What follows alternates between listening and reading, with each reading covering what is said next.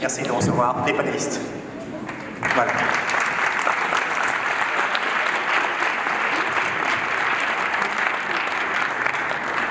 On était en train de dire que la CNPS est vraiment très attendue sur ce panel. On est content d'avoir avec le directeur général. L'éducation financière, enjeux et nécessités. C'est vraiment avec plaisir que je vous retrouve à ce 5e salon de l'épargne, de l'investissement et du patrimoine. Denis Kouassi, directeur général de la CNPS.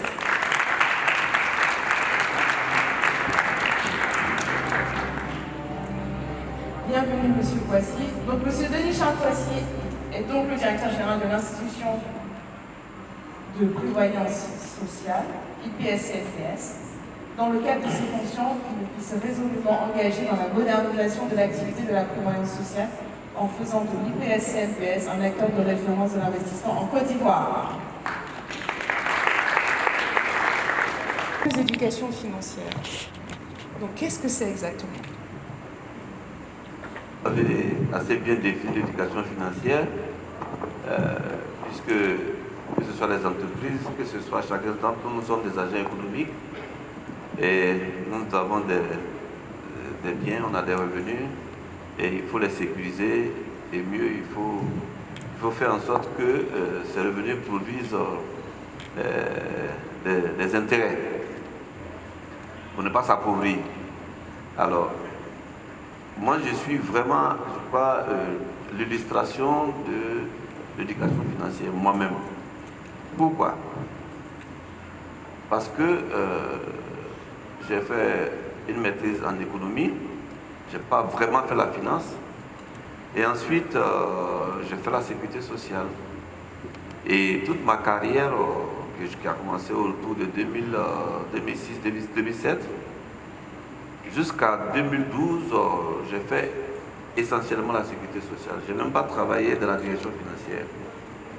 Et en 2012, on fait une réforme pour que la CNPS développe sa dimension finance et investissement. Et donc, je suis nommé directeur général pour appliquer. Et le nouveau modèle économique a fait en sorte que l'entreprise a commencé à produire des excédents importants. Je rappelle que, je vais toujours donner quelques chiffres, de 2005 à 2011, la CNPS avait connu 200 milliards de déficit, avec 32 milliards pour la seule année 2011. Mais quand on a changé le modèle économique pour produire des excédents, dès 2012, on a fait 8 milliards d'excédents, 2013, 33, 2014, 45, jusqu'à atteindre 100 milliards en 2019. Et depuis 2019, on est au-dessus des 100 milliards. Et ce qui fait que tout cet argent devait être investi. Mais moi, je ne suis pas financier et je dois piloter ce grand projet d'investissement pour que l'argent soit sécurisé et que l'argent ne perde pas de la valeur avec le temps. Parce que vous savez que quand on gère la retraite, vous prenez 100 francs aujourd'hui, dans 30 ans vous devez payer, mais si vous laissez les 100 francs tels que c'est pour payer dans 30 ans, ça ne vaudra même pas 50 francs. Donc il faut faire en sorte que les 100 francs deviennent 300 francs ou 500 francs. Alors, de nommer, de recruter des personnes qualifiées pour la finance. La deuxième chose, ça a été de travailler avec des conseils financiers. Et donc, au fur et à mesure que j'avance dans le portefeuille, j'apprends quels sont les investissements sécurisés, dans quels produits il faut investir, sur quel terme, quelles sont les garanties qu'il faut prendre. Et donc, j'apprends au fur et à mesure. Donc, je n'ai pas eu à apprendre la finance avant de la faire.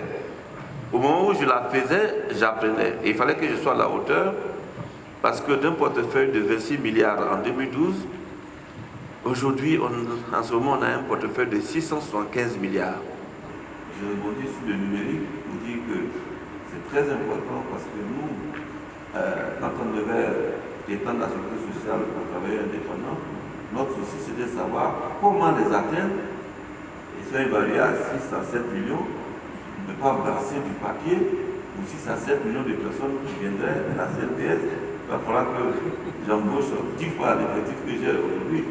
Et donc, comme on avait anticipé, depuis 3 ans, on s'est lancé dans le digital et aujourd'hui, le produit étant mis en place, qui est totalement digitalisé, que ce soit l'enrôlement, le paiement de la cotisation, le paiement de l'administration, tout se fera avec le numérique aujourd'hui, en associant les sociétés de mobile money et puis les sociétés financières qui existent, de sorte qu'on n'utilise pas de papier.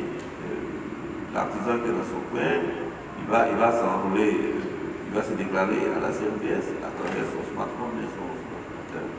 Il va payer ses cotisations toujours via cela. Et donc ça simplifie la vie à tout le monde et comme nous l'avons expliqué, ça sécurise la traçabilité et ça évite donc aussi les fraudes. Donc moi je dirais que ce n'est pas une option l'éducation financière, c'est une obligation. Ce n'est pas une option. Parce que quel que soit le métier que vous allez faire, moi plusieurs fois j'ai dit à des avocats, à des pharmaciens, que de difficultés pour payer les cotisations parce que l'affaire ne marche pas très bien. Quand je leur pose des questions, je me rends compte que le problème, ce n'est pas lié à leur connaissance des médicaments, ce n'est pas lié à leur connaissance du droit, c'est lié à leur méconnaissance de la gestion et de la finance. Donc, je leur dis, c'est vrai, vous êtes avocat, oui, vous êtes commerçant, vous êtes pharmacien, mais aujourd'hui, vous ne travaillez pas dans le laboratoire pharmaceutique. Vous avez une officine, vous êtes commerçant comme les Mauritaniens, mais vous ne savez rien. Et donc, vous pouvez votre perte totalement.